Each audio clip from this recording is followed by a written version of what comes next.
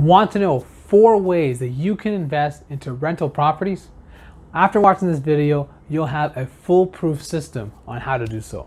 What's up, you guys? Josh Tavares and TNR Wealth Strategies, certified legacy real estate investment advisor, all things real estate investing and personal finance. Remember to hit that like button, hit that subscribe button, and even jiggle the notification bell so you can get updates on our current uploaded content.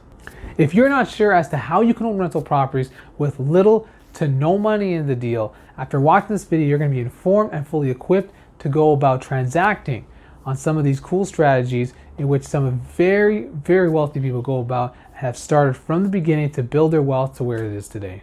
Number 1, guys, is joint venture partnership. With a joint venture partnership, we've got 2 parties, the knowledge partner and the money partner, both with an intent to benefit financially and receive a return on their property. Both parties are binded legally to a joint venture agreement, in where typically the knowledge partner takes on all of the management portions of the transaction, where the money partner, as it states in the name, they provide all the funds associated with the deal. I highly recommend, when going down this route, that you go about conducting a severe amount of due diligence. Reason being is, if you're a knowledge partner working with a money partner, you want to make sure they have enough money and that they can access that money. And when it comes to the money partner working with a knowledge partner, you want to make sure that you're working with someone who's credible and has the experience to invest in this transaction. The last thing you want to do, especially as a knowledge partner, is to work with a money partner who's too invested into the property, where they could be extremely nitpicking towards the type of property. You know, they may want to have granite countertops, stainless steel appliances, they may want hardwood flooring, but for that market, that rental market, it may not even be necessary. So remember, you want to keep your partners with a certain distance involved, let them do their part, and let the return and the money work for you. Typically, the joint venture structure from the return is 50-50, and this is usually with both parties. So usually the knowledge partner just, of course, providing the management and the knowledge of the property, and the money partner providing all of the funds. But if one party happens to do more work than the other, so let's just say that the knowledge partner invests some funds into the deal, it could be a 60-40, 70-30 split. Just like if the money partner all of a sudden has some management involved, it could be easily 60-40 split. So do keep in mind that with the knowledge partners, they typically are not on title, however they can be, and that the title partner tends to be the one who is the money partner. These agreements are typically a 5-year deal. Reason being is they last as long as the first mortgage. So after that 5 years is completed, both partners can actually sell the property.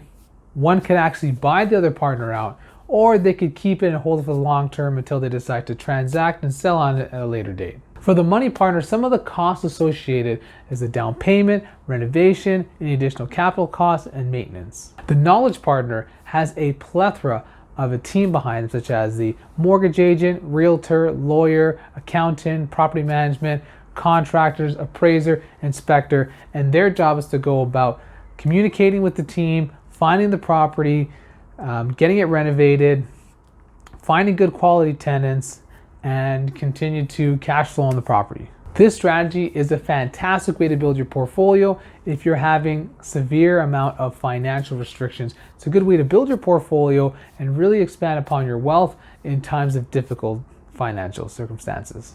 Number 2 is one of the highest rate of returns, and it's smashing that like button. No, but seriously, it's rent to own. Rent to own is very similar to a joint venture agreement. However, instead of there being a knowledge and a money partner, the partners are the landlord and the tenant, and the whole reason behind this is to provide the tenant with the possibility of home ownership while the landlord also profits. So it's a win-win for both ends.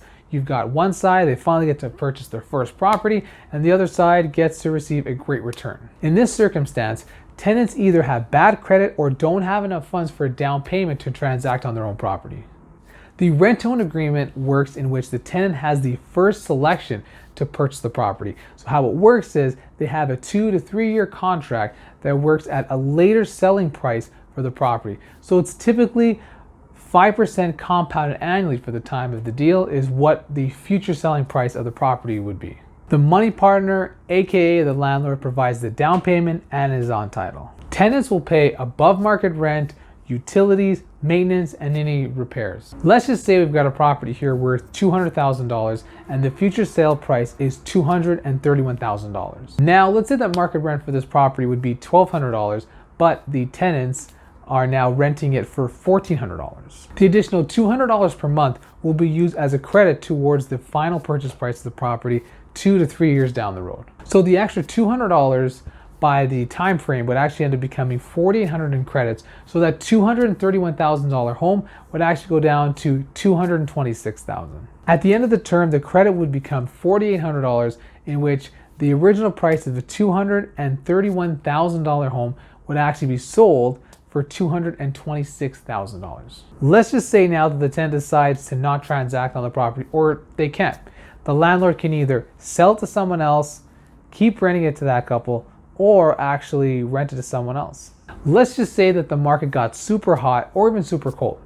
One party could always ask to renegotiate on the deal depending on how the market went. Now, if the market is typically about 5 to 10%, both parties leave it as is. But let's just say the market got really hot, went up 30% in the last couple of years. In this case, the seller would actually go to the buyer and say, hey, can we renegotiate this and ask for a higher price, because the property's gone up substantially and you've received a high amount of equity. Now, there's no guarantee that the other end will actually give in. You can go to court and you can try to fight this, worst case, if both parties can't come to an agreement. But do keep in mind that what's on paper is a really high probability as to what the deal will finalize at.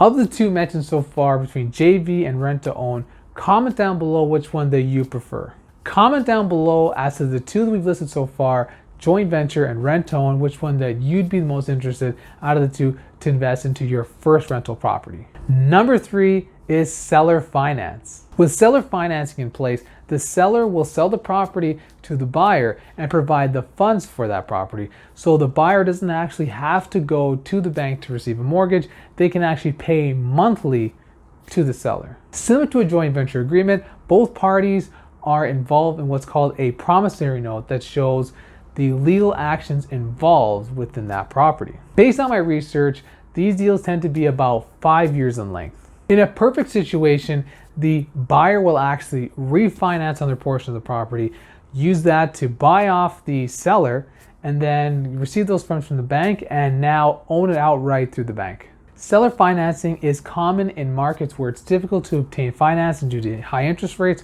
or really high real estate pricing. As a seller, you need to keep in mind that to do this, you can't have the anticipation of selling this one property to go buy another property, because you don't have a large lump sum based on the transaction. You're only receiving monthly payments. Another thing with being a seller, you have to be cautious, as the buyer sometimes will actually flip off that contract to someone else, so the seller will have to deal with a different buyer who they didn't originally have to deal with. You can try to go to court and settle it, but there's no guarantee you're going to win, and it's going to be really difficult to recoup those legal fees. Now, some added pros are reducing your closing fees, so you don't necessarily need an appraisal because you're not dealing with the bank, and you're closing on the property quicker. And also for the seller can go about asking for a higher price tag because there's no bank involvement and there's no one-time upfront large payment. So because of that, they can afford to ask for a higher lump sum, and the buyer can afford it because it's owned with a monthly lump sum and there's no restrictions, stipulations from the bank. This option provides the seller with added income to finance their lifestyle. This only really works for the seller is if they have other housing accommodations, such as they're going to rent somewhere else, they have other rental properties, maybe living with family, living with friends, something of that manner. So let's recap on some of the pros. Now, for the seller, some of the pros would be additional income, would be asking for a higher price tag. Now, for the buyer, on their end, it would be reduction in closing fees and the ability to own a property. Now, the high interest rate for the buyer would be the higher price tag with the interest involved, and for the seller, it would be possibly having the buyer flipping off that contract to another buyer, so now the seller has to work with someone else in terms of receiving monthly payments. All in all, seller financing is a great way to own your first rental property with little to no money. Now, the last one on today's list, number 4, wholesale. With wholesaling, you've got the seller selling a distressed property that's a property in bad cosmetic condition, selling it to a buyer in which the buyer, before conditional closing, flips that contract off, charges a fee to a general contractor, in which that general contractor will go about renovating the property, selling it within a year, and profiting on the transaction. So let's just say the wholesaler is unable to find a general contractor. Before conditional closing is done, they'll just say they're unable to close on this property due to either inspection purposes or financing purposes. In order for the wholesaler to be successful, they need to understand what the property is currently going for, the after repair market value, make sure there's enough room for return for the contractor, and they also need to know how to market to these general contractors, because if a property doesn't have enough profit, then the general contractor is not going to take on the deal, which means the wholesaler will make money and the seller will sell it off to someone else. Now let's say, for an example, you've got the property and the property is selling for $100,000. So that property that's going for $100,000, you're now flipping that over to a general contractor in which you're charging them $10,000. Now let's just say the general contractor is able to put $30,000 into the property, and after it's all said and done, sell it for $170,000. The contractor's total costs are $140,000. So we're talking about $100,000 for the property, $10,000 for the wholesale fee, and $30,000 for the renovations. After it's all said and done, this property will profit at $30,000, giving a pretty good return in this generic example. But let's just say most properties are typically within $500,000 and even more in most generic municipality areas. So of course, these returns are going to be much higher than $30,000, and doing a few a year can really be a lucrative business. But do keep in mind that with wholesaling, you can only make so much, as you're not actually keeping the property and you're not building wealth on it. You're essentially charging a referral fee to a general contractor in which they receive their funds through flipping and selling the property. So remember that with wholesaling, you're actually not building much for wealth, but you're receiving a large lump sum upfront commission fees just by grabbing a contract that you're on and selling it off to a general contractor. If you want to be involved with like-minded people, head over to our Facebook group, like us, and where I post many real estate and also personal finance based content. As a freebie, I'm working on a wealth blueprint in which will provide you the steps needed to build long-term sustainable wealth, starting as young as your 20s and even teens, going all the way to the later part of your life. It's going to be called the Wealth Success Blueprint. Once it's ready, I'm going to be posted on the link in one of my videos the next couple of weeks to even month. You can click on the link below, add onto our email list, and you'll have the PDF document where you can start building long-term sustainable wealth. If you're interested in more real estate and personal finance based content, click above here or down here so you can access some of my videos and build your net worth and build your wealth. All right, guys, see you next time.